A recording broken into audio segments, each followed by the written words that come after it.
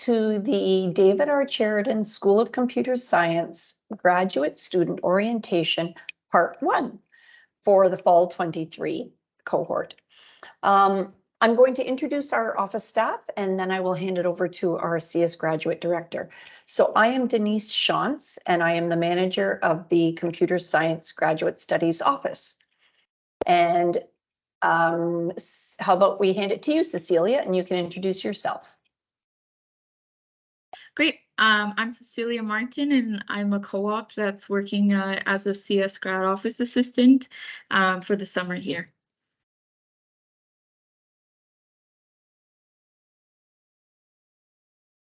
Nadine, do you want to go next?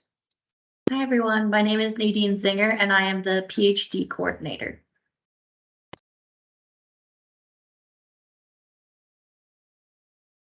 I can go next. I'm Carly McLeod, and I'm the master's coordinator. So if you have any questions related to the master's program or the co-op program, I'm your person. And I think that's me. My name's Amy Todd. I am usually responsible for admissions, scheduling courses, events.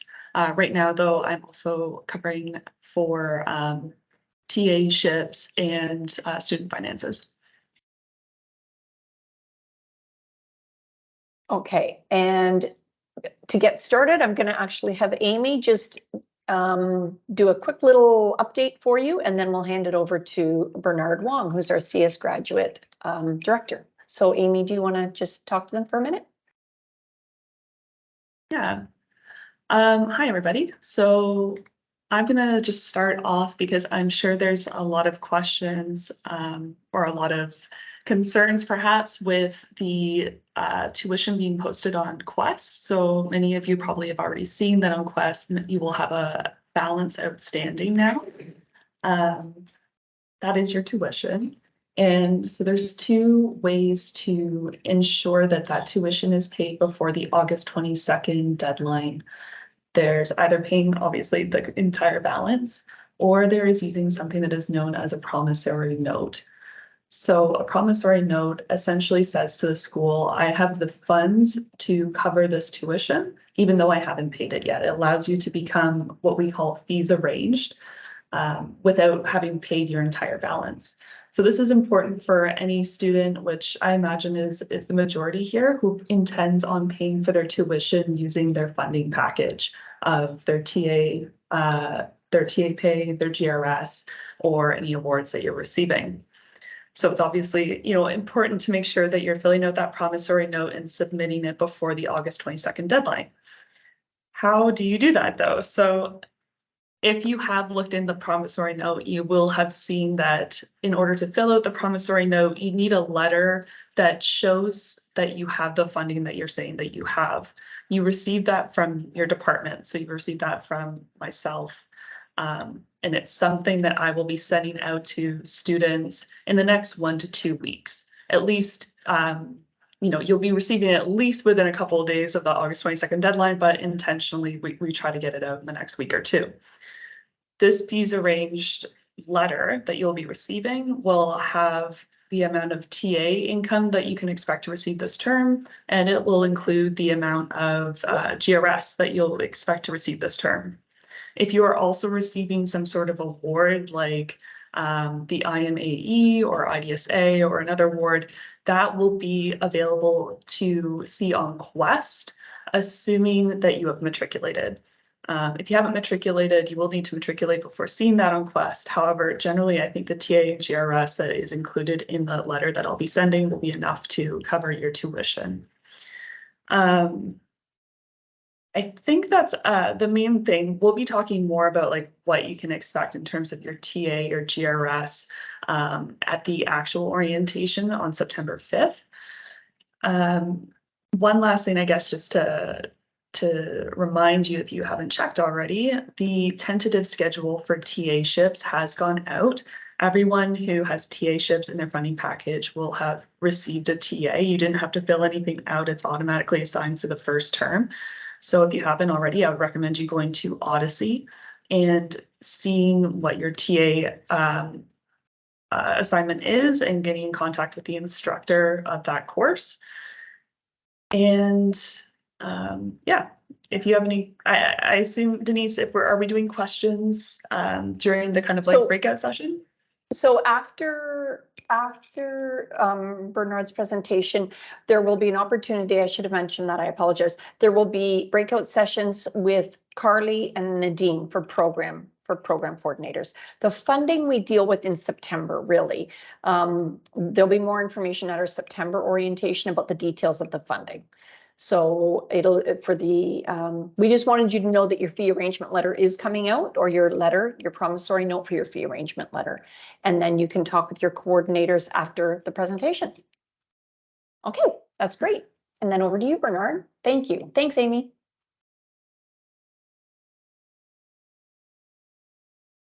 All right, can you guys hear me? And let me Yes, try to we share can. my screen.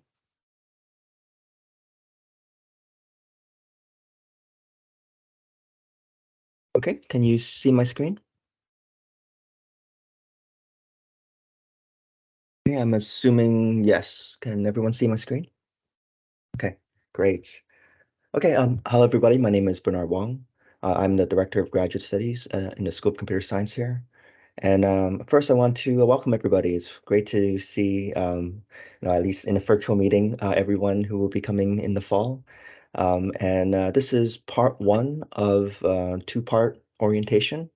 The reason why we have part one at this time instead of until after you've arrived on campus is that we want to provide you some information ahead of time in preparation of you selecting courses and making some early decisions in your program. So this is why we have it here online.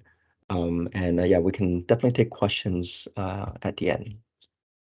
Okay, so first let me go through some of the different faculty members with administrative roles at the university that you might want to be aware of. So Aruf Butaba, he's the director of the School of Computer Science.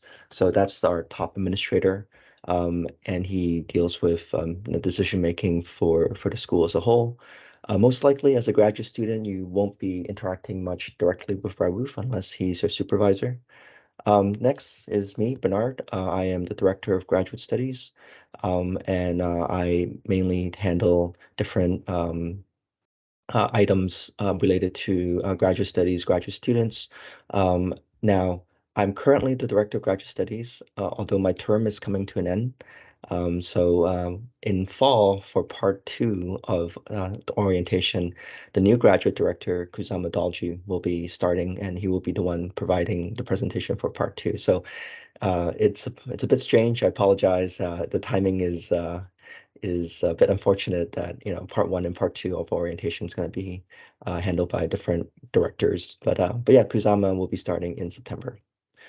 May Nagapan, he is the Associate Director of Graduate Studies. You might recognize that name because his name is probably on your offer letter that you've received. As the Associate Director of Graduate Studies, he's responsible for handling graduate admissions. So the way we usually divide up the work in between the Director and Associate Director of Graduate Studies is that May helps with students as they come in before they arrive on campus, and then I help with students once they have arrived. So that's usually the separation. Again, it's a little bit strange this time because May is finishing up his term as well. So the new Associate Director of Graduate Studies is going to be Shane McIntosh, and he's going to be starting in September. Now, again, I think since you will be a student who's arrived on campus by September, you will probably not interact with May directly very much unless he is your supervisor. In addition to these faculty members, we also have Naomi Nishimura as well as Dan Brown. They're the graduate advocates. So the role of a graduate advocate is to provide another person you can talk to in the event that you need some advice.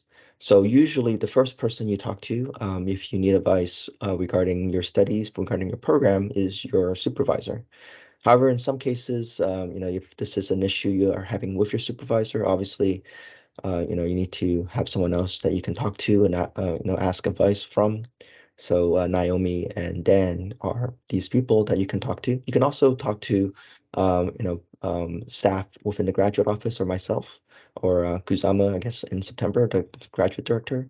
But often, if you talk to the graduate advocate and they can talk to me or talk to the graduate director on your behalf in the event that there's some need to, for privacy, or you don't necessarily want this to, you just want some information. You don't necessarily want some action to happen right away. So in any case, these are, so both Naomi and Dan, there are additional sources of, people you can talk to for advice. So Denise already introduced some of the different staff members. I'll just quickly go through them here. So Denise is the graduate studies supervisor. Nadine is the graduate coordinator for the PhD program. So if you're a PhD student and you have some administrative questions about the program, or some forms you need to you need to find what forms you need to sign for some type of change, whatever that is. Nadine would be the person for you to contact. Carly has the same role but for the master's program. And Amy is currently the graduate coordinator for admissions, scheduling, financials, and TA inquiries. That seems like a lot because it is. And we're currently a little short-staffed within the graduate office. So we're hoping to hire someone new soon and to take some of those roles from Amy and serve the graduate office. Okay, so first I want to talk a little bit about the different programs that we offer in the School of Computer Science. As you can imagine, we have a PhD program and also an MMath program. And within the MMath program, there are two options, the thesis option and the research paper option. Now, all of you here, if you're going into your master's, your MMath, will be in the thesis option because we don't accept students directly into the research paper option. Research paper and option is something that you can, with discussion with your supervisor, switch into. I'll talk a little bit more about that later. Now, as I mentioned earlier, your supervisor, that's your main person that you want to talk to regarding your studies.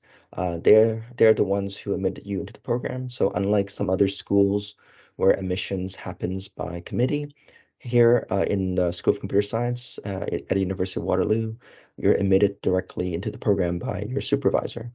They're also the ones who provide your research assistantship, so your RA funding, and they will be guiding you in your research. So depending on on the specific faculty member, they may already have a very interesting research problem in mind for you to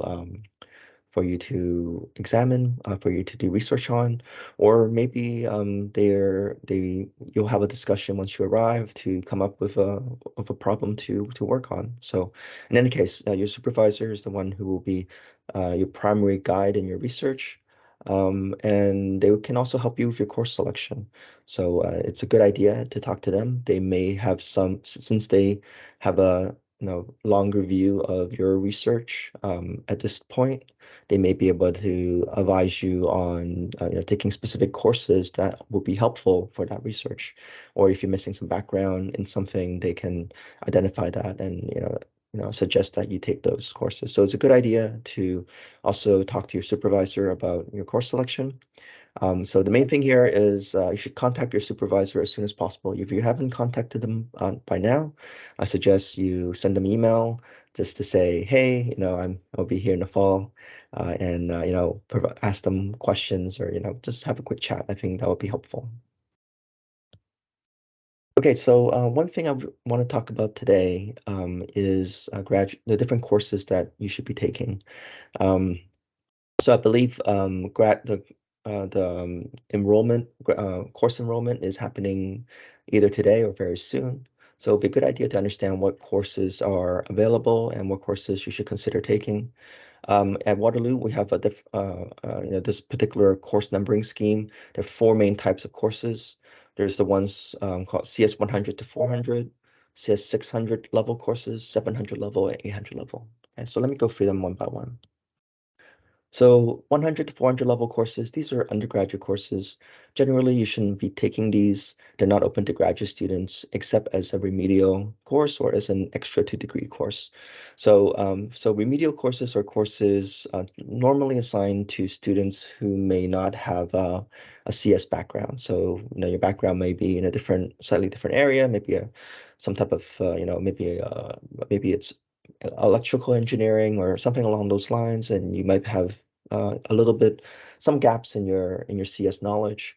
So the remedial courses should be on your offer letter if you have any, and they typically include courses like CS 341, our algorithms course, or CS 350, or operating system course. And it might be something else as well. It really depends on what was assigned at the time when you were admitted. Okay, so if you have a remedial course, you should take those right away because you want to get, obviously they're important to your studies and you want to get them over with as soon as possible. So if you have some, you should definitely take those, take at least one of those in the fall.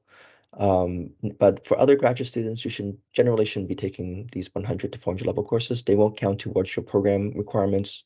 And if you take them, they'll be considered extra 2-degree. 600 level courses, these are graduate courses. They're usually held with a 400 level undergraduate course. So a 400 level undergraduate course is our senior graduate courses. These are meant for mostly our graduating undergraduate students. So the 600 level courses are basically the same as the 400 level courses, same classroom, same lectures, but there's usually some enrichment associated with it. This could be in the form of extra reading, extra work for graduate students. Yeah, so these courses are very similar to those 400 level courses. Depending on which program you're in, there are limits on how many you can take. They don't really give you the full graduate experience. They're very much just kind of undergraduate courses, and they're useful if you're, again, missing some more advanced information, advanced background in a particular area in computer science, and you want to take the 600 level courses to fill that gap. But generally, I don't recommend our graduate students to take too many of these because, yeah, again, it's not really giving you the full graduate experience. Okay, we also have a 700 level courses. These are standard core graduate courses in different subjects. A 700 level course typically has a fixed curriculum. So what that means is every time this particular 700 level course is offered, it usually is on the same topic with similar material being covered. Not always the case, but usually the case. 700 level courses are also typically lecture based. So similar to our undergraduate courses where, each class you would expect the instructor to be providing a lecture. This is often the case for 700 level courses. It's still very lecture focused. But the contents will be different compared to, say, 600 level courses. Generally, the content will be more recent. Okay, so undergraduate courses typically are the topics or the content is based out of textbooks, and those things from textbooks are usually at least 10 plus years old, where 700 level courses are typically going to be based on more recent research, and that could be more helpful if you're planning to do research in a particular area to learn about the more recent work, in addition to some of the more classical papers. As part of 700 level course, you should expect to be doing assignments. There will be most 700 level courses have exams as well as projects. And finally, there are 800 level courses. These are typically seminar courses. They're research oriented on a very specific topic. Most of these courses involve reading and analyzing maybe 20 to 40 research papers throughout the term. And there's almost always a project, like a research project, so due at the end of the course. It's not common for these courses to have exams. The contents of the course will vary from offering to offering. So just because this particular course number has been offered before, if you look at the topic title, it can be very, very different. So it could be on completely different topics, even though they have the same course number. So what this means is that you can actually count 2 offerings of the same course as long as they're on different topics. Obviously, you shouldn't. Sometimes the same course with the same topic is offered more than once. You shouldn't be taking 2 offerings of those. Those can't both count towards your program requirement. But if they're, different topics, often offered by different professors, but has the same course number, that's perfectly fine for you to take those and have both of those count towards your program requirement. So for example, a CS 854 is typically assigned to systems courses. So one offering might be on serverless computing, and another offering might be on data center networks. Those are different topics, even though they have the same course number. So you can take both in order to both and count those towards your program requirement. Okay, so each of these courses, they fall under a particular area, and these areas fall under a particular category. And this is important because depending on which program you're in, there are certain requirements about what courses you should take within each area. Okay, so there are 3 main categories, and each categories there are 3 to 5 different areas. Okay, so if you're a master student, again, if you're a master student, you would have been admitted to the thesis option. And for the thesis option, you need to take a total of 4 courses to meet your program requirement. At most, one of these can be a 600 level course, and at least one of them must be an 800 level course. And each area, you can only take at most 2 courses, okay, in order to meet your requirements. When you are selecting courses, make sure you keep that in mind so that you don't end up taking too many courses in an area or too many 600 level courses or not enough 800 level courses. So as I mentioned earlier, there's a research paper option that some students can switch into from the thesis option. So normally the research paper option is offered to those who may be struggling a little bit with their research, and with discussion with their supervisor, they decide that perhaps their program should be more course oriented. So if you switch over to the research paper option, you still need to submit a research paper in order to graduate. But the research is typically, the scope is reduced compared to that of a thesis. And then you would need to also take more courses. So instead of 4 courses, you need to take 7 courses. And then there are different requirements there. So at most 3 600 level, at least 2 800 level, and at most 3 per area. Okay. Right. So normally we recommend that our students complete 2 courses per term until the course requirements are complete. So if you're a master's student, we recommend that you take 2 courses in the fall and then 2 courses in the winter. There's still some notes here about the coursework program. This was from a previous year's slide. We no longer have a coursework option, so that doesn't really apply. Now, there is a coursework option for data science, although I don't think the data science students are here. For details about the requirements for that program, you would need to go to the CS Grad webpage, and information should be available there. Okay, for our PhD students, the requirements depend on whether you're coming from a master's or from a bachelor's. So those coming with a master's, you are required to take 4 courses, at most 1 that's 600 level and at least 1 that's 800 level. And then if you're coming in directly from a bachelor's, then you need to take 8 courses, at most 3 600 level and at least 3 that's 800 level. Okay. Now, as you might notice, there's no area requirements here. That's because that's handled through a different requirement. We have what's known as a comprehensive 1 requirement. Again, this is only for PhD students. It's separate from course requirements. The comprehensive 1 requirements to ensure that our students have a broad foundation of computer science in order to do their research. This is important as computer science is incredibly interdisciplinary. It's important to understand different areas, even if you don't plan to be doing direct research in that area. Okay, so to meet the comprehensive 1 requirement, you need to cover 6 areas, 1 from each category. Okay, so here's an example of a valid plan where you're taking courses from these 6 different highlighted areas. and those areas cover all 3 categories. Okay. Now, here is a plan that's not valid. Okay, there are 6 areas, but none of those areas are in the computing and technology category. So this would be an invalid plan for your comprehensive one. And finally, this is also an invalid plan. You've covered all the categories, but it only covers 5 areas. So you need to cover at least 6 areas. Okay. So some additional requirements for your Comp 1. So those 6 courses, you must have a mark of at least a B+, so a 78% or equivalent. The courses that make up those different requirements, they could be either graduate courses or advanced undergraduate courses. So these could be courses that you plan to take, or maybe you've already taken before starting your program here. Okay, so what we mean by an advanced undergraduate course is a course that's similar to our 400 level course at Waterloo, so our senior level courses.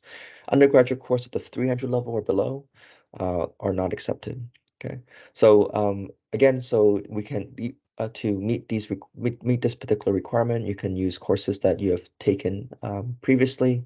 And so many of you are coming from different universities. So in order for us to evaluate whether those courses you've taken at these other universities can count towards your comprehensive 1 requirement, you will need to have those courses evaluated by the grad director, and in some cases by the grad committee. To do that, you, as part of your submission for your comprehensive 1 plan, you would submit the course syllabus for those different courses, and then the grad director you would also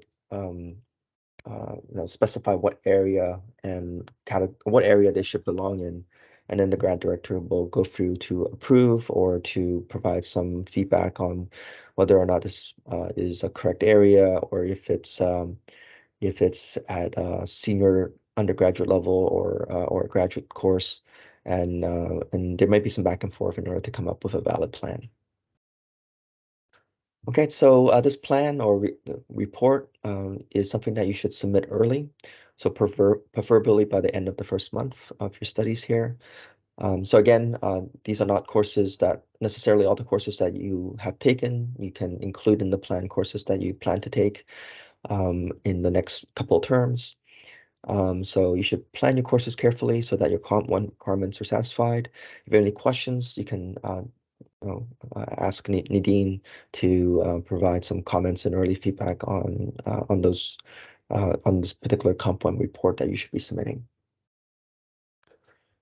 Okay, so course offerings should be available online, or at least the preliminary course offerings for fall should be available. So have a look. You should definitely consult with your supervisor to decide on which courses to take. They will likely have some suggestions for you, or they may also say maybe you shouldn't take that course because it won't be particularly useful for your research. So it'll be helpful to kind of have your supervisor in the loop when making your course decisions. Make sure your course requirements are satisfied, because it would be, I don't want you to be in a situation where you've about to graduate, you've submitted, your thesis, and it turns out you're still missing a course and you have to stay an extra term to finish your requirements. That would not be something that would be good for anybody. So make sure you meet your course requirements. Again, you can check with the grad coordinators to make sure that you've met all of them. You can enroll in these courses online using Quest. I believe all of you should have some experience with Quest by now, but if not, have a look at it and see how you can enroll in these courses. And the drop deadline for courses is 3 weeks into the term.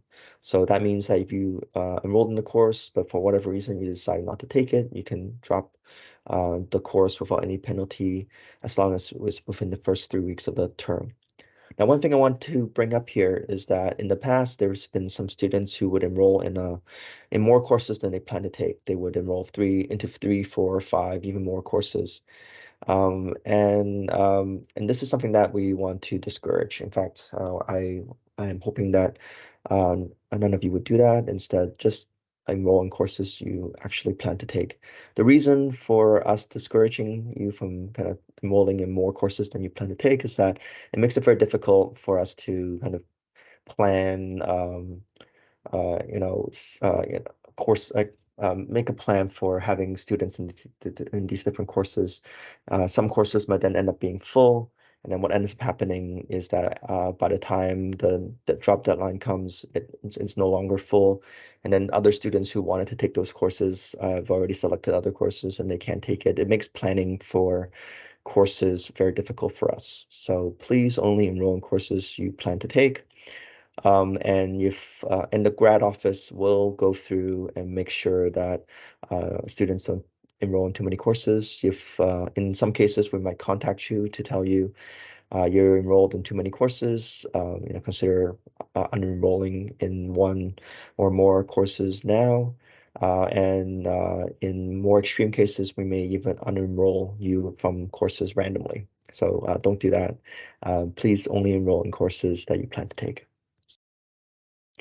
So in addition to taking CS courses, you can also take a small number of non-CS courses. Some things you need to consider: you need permission from the instructor and the host department, and also a recommendation from your supervisor to do this. And in order for these non-CS courses to count towards your degree, they need to be either on the list of approved non-CS courses. So there's a list online. You can have a look at those. Of course, this list is not complete because there are a lot of non-CS courses. So if it hasn't been approved previously, then you will need to get approval from the grad director. In order to do that, you should email a course outline showing the topics that are covered in the course, some reference material, any grading basis, grading information, and also your supervisor's recommendation. With that information, the grad director can make a determination on whether this course can count towards your program requirement and also what area this course belongs in. So again, these courses needs to have enough CS content. So, you might be really interested in taking this history course, and it may be a great course, but unfortunately, it probably doesn't have enough CS content, so it can't be counted towards your program requirement. You would have to take it, extra to degree. Okay, so the number of non-CS courses you can take is again limited. For MF thesis, you can take at most one non-CS course. For research paper, you can take at most two. For PhD from master's, you can take at most one, and for PhD from bachelor's, you can take at most two. So the rest of those other courses, the 3 out of 4, 5 out of 7, 3 out of 4, 6 out of 8, those have to be CS courses. Okay, so switching gears a bit from courses to funding. So I mentioned earlier that part of your funding source is going to be coming from your supervisor in terms of RA funding. A second source of funding that you can receive is teaching assistantship funding. So this is a guaranteed for PhD and MAth thesis students. Normal load for each student is 4 units of TA per year, a maximum of 2 TAs per term. Okay, your current assignment, if any, I think all of you should have an assignment, but it should be available on Odyssey. If you have not been assigned to a TA, you might want to contact your grad coordinator just to check to make sure that that there's no delay there. Now, duties as a teaching assistant can vary depending on the course. They're typically set by the instructor. For some courses, they might be set by the course coordinator. These are typically the large undergraduate courses with a lot of different sections. They have a course coordinator to help coordinate these different sections, and often for those courses, it's the course coordinator who assigns roles and duties to the different TAs.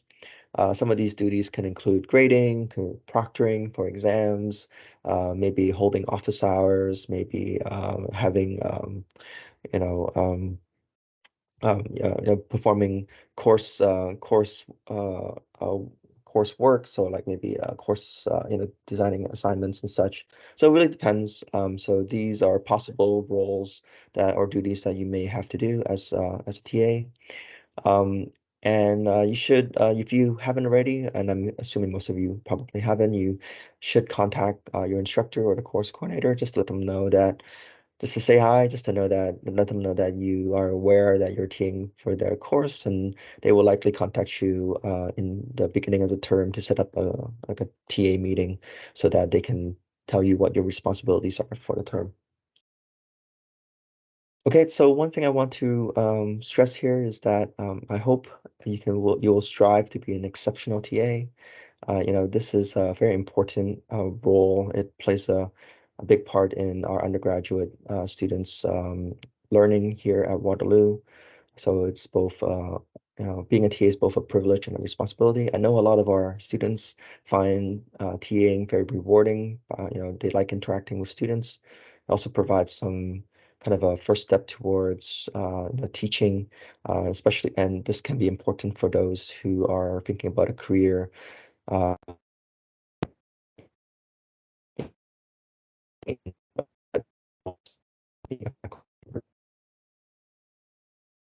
their Bernard, I graduate think we have some, studies. sorry, Oh. I think we had some technical difficulty there. Do you want to repeat what you said? Oh, okay. Sure. Uh, um, I what was the last thing that you heard? I apologize. It was just that last part that did anyone else miss it, or was it just me? You did too, Amy? Yeah. Okay. Yeah, it was just that last couple of sentences, sorry, just that last bit. Oh, okay. So let me continue. Let me try to let me repeat myself a little bit here. So, yeah. So it's being a TA is a very important role for our students, for undergraduate students, and it could be something that is helpful for you if you're interested in teaching in the future. This is kind of a first step towards that. You get a taste of what teaching is like, and that could be helpful for you.